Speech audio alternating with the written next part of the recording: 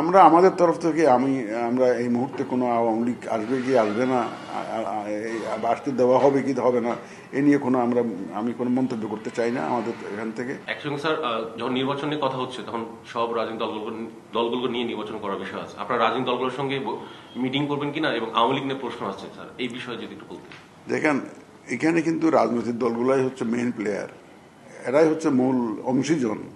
ধরেন আমার তো ওদের সাথে আলোচনা অব্যাহত কন্টিনিউয়াসলি করতে হবে। যখনই আমরা প্রয়োজন বোধ করব, যে দলের সাথে আলোচনা করার প্রয়োজন বোধ করব, আমরা ইনশাল্লাহ এটা আলোচনা আমরা চালিয়ে যাব। আর আওয়ামী লীগের বিষয়ে তো আমি তো একাধিকবার বলেছি, সবসময় বলতেছি, এটা নিয়ে একটা বিতর্ক চলছে, রাজনৈতিক বিতর্ক চলছে, কেউ পক্ষে কেউ বিপক্ষে, নানা কথাবার্তা দেখি, পত্রিকা দেখি আর কি, আপনাদের মিডিয়ায় তো আপনারাই তো লেখালেখি করেন। তো এইটার একটা ফয়সালা আমরা ওয়েট করতেছি। আমরা আমাদের তরফ থেকে আমরা এই মুহূর্তে কোনো আওয়ামী লীগ আসবে কি আসবে না, আসতে দেওয়া হবে কি হবে না, এ নিয়ে আমি কোনো মন্তব্য করতে চাই না আমাদের এখান থেকে। কারণ অনেকে আবার শুনতেছি যে মামলা টামলাও করেছে তাদের বিরুদ্ধে, দলের বিরুদ্ধে, এটাকে ইলেকশন যাতে না আসতে পারে, মামলা পত্রিকায় দেখেছি আর কি।